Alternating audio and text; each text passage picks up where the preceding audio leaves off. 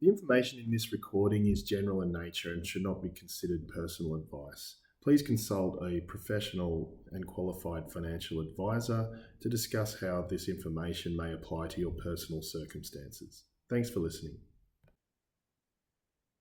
Hi, Dane Pimble here from Own Financial Planning, and joining me again today is Marc Jocum, investment strategist with Global X Securities. So, Marc, today we're talking about the opportunities within the Indian economy. So, are you able to talk through kind of where things are at the moment and where some of the opportunities might lie?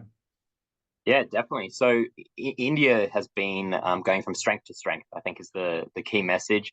They just came out with GDP growth of 8.2% per year, which is the fastest among some of the major countries in the world. So it's really firing on all economics standpoints. It's forecasted to be the third largest economy over the next few years. Currently, it's fifth behind Japan and Germany. But, it could overtake some of those major economies. So it's becoming a global powerhouse that was once a developing economy as it transitions to being a developed economy too. When you look at some of the other economic data points, such as the PMIs, which is normally an indicator of economic health, particularly for manufacturing, which drives a lot of economic growth, it's been an expansionary phase for 3 straight years. Whereas a lot of markets are experiencing waving PMIs, some going into more recessionary territory. India's completely different. It's also So from a job. PMI, sorry, Marc, PMI is like a measure of manufacturing Exactly. activity, is that right? Purchasing manufacturing index. It pretty much indicates from a lot of these manufacturers, like how much are they going to be producing, how much they're going to be investing. And that normally is a bit of a gauge for economic activity. And then on the other side, employment, when you look at like private sector employment, it's at an 18-year high when it comes to actual employment growth. So we recently had in July 2024, President Modi got re-elected for a third consecutive term, and his reforms have been very bullish for the economy. And I'm happy to dive into that a bit further, Dane, if you want to talk about some of the reasons that they are looking to. Yeah, please. Yeah, so I guess for investors looking for an area of growth, I mentioned before that India wants to become a developed economy by 2047.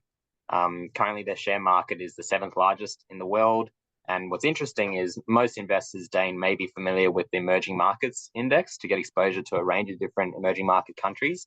10 years ago, India was 6% in that index, whereas today, the day of recording, it's closer to 20%.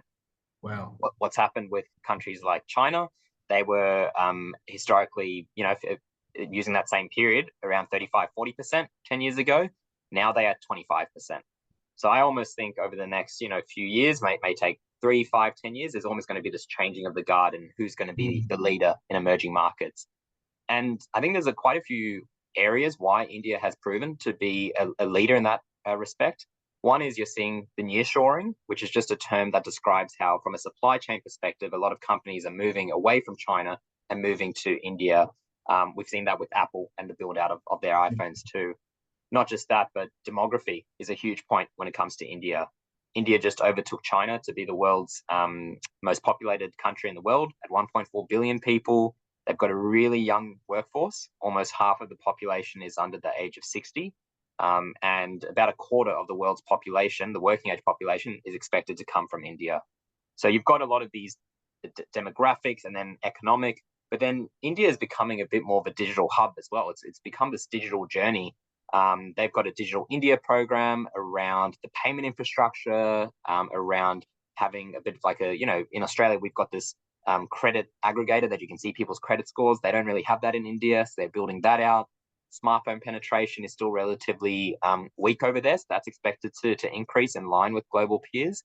But also from a banking perspective and just financial institutions, here in Australia, we're used to having a bank account. Whereas if you look a decade ago with a financial institution, only 20% of Indians had a relationship or an account with a financial institution. Now that's 90%. So they're starting to build out their payments platform, even the rise of e-commerce and digital startups. A lot of people might not know, but India is actually the third largest startup ecosystem in the world. So there's a lot of reforms happening, especially from like a structural perspective as well. And then on the fixed income side, India's bond market just got included in the emerging bond index. And a lot of people are thinking, well, oh, this economy, can it still keep growing? Is it going to run into fiscal deficit? That's actually been the opposite because, again, this most recent election, their budget that came out indicated a bit more fiscal discipline, which shows to me that this country is aware that even though it may have a high public debt level because it's investing into growth, it wants to be focused on being a resilient economy. So we're seeing a lot of tailwinds for the Indian market to be this secular growth story and to really be one of the large powerhouses when it comes to economic growth going forward. Sure, sounds like a great opportunity. And tell us a little bit about the NDIA ETF that Global X offers and how it's positioned to access the Indian share market. Yeah, so there's a few ways that you can play India, but the great thing about the Global X Nifty 50 ETF ticker code for that is NDIA. It holds the largest 50 blue chip companies in India. And you're getting a wide range of sectors, whether we're talking about, I mentioned some of the financial institutions to energy, and it really is just focusing on these blue chip companies, so accounting for the majority of the total share market. So when you're talking about companies within the India ETF, Dane, you've got quite a few, and I'll talk about a few with different sectors. Sure. On the financial side, you've got a company called HDFC Bank. They are India's largest bank. They've got about a market share in terms of all the credit card spend. About a third was driven from this financial institution, and they account for about half of the point of sale or FPOS transactions that are happening. So they're really focusing on the credit market penetration within that country. And as I mentioned, this movement towards digital payments and digital infrastructure is going to bode really well for a company like that. Then you've got these huge conglomerates like Reliance. They are a huge business across energy, resources, retail, telco. I mean, the number one wireless broadband network in the country. They have a streaming service. They have petrol refining business as well. So it's really getting exposure to a diverse set of different types of businesses and different drivers. Then you've got companies like Tata Motors. A lot of people might not know Tata Motors, but they actually own brand names like Land Rover and Jaguar. So in terms of this electronic vehicle penetration that's happening globally, they're the number one EV provider and manufacturer in the country. And India is forecasted to become the third largest automobile market globally. So a lot of different businesses, and then a lot of people know India for their IT services and their technology side of things. So you've got companies like Infosys. They do a lot of consulting around digital transformation, but also outsourcing. A lot of businesses might be using something BPO, business process outsourcing, which Infosys specialize in, as well as IT development. So getting exposure to the leading 50 companies, it's been, even though the ETF has only been around, we launched it in June 2019. This index, the Nifty 50 index, goes back to 1995. So you've got a long history of data, and the share market's returned around about 11% per annum since inception, since the ETF inception. So yeah, plenty of interest in terms of the Indian market and how to play it. There are some products that can get access to it, but this has proven to be a really successful one for investors to get that exposure to the largest 50 companies in India. Right. And what are the costs associated with the NDIA ETF? Yeah, so the cost is 0.69% per year. So it is a cost-effective solution, even though your global equity ETFs are normally quite a little bit cheaper. But that's because a lot of investors who couldn't get access to Indian equities because their brokers couldn't access it, it's a little bit of a harder market to play.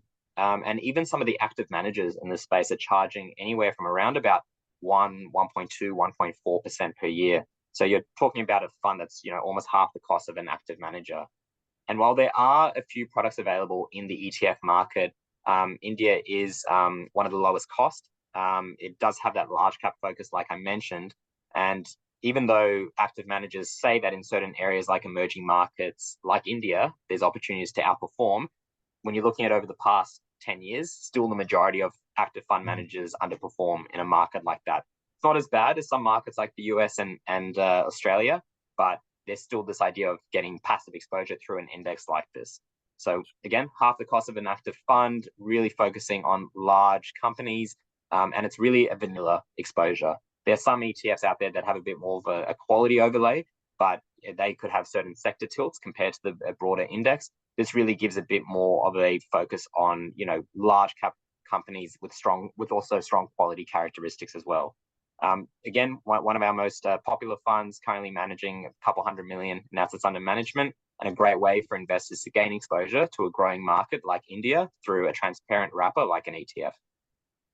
Fantastic. Thank you very much, Mark. And if you'd like to learn a little bit more around how we position the NDIA ETF in our asset allocation strategies, you can contact us at ownfinancialplanning.com.au. Thanks for listening.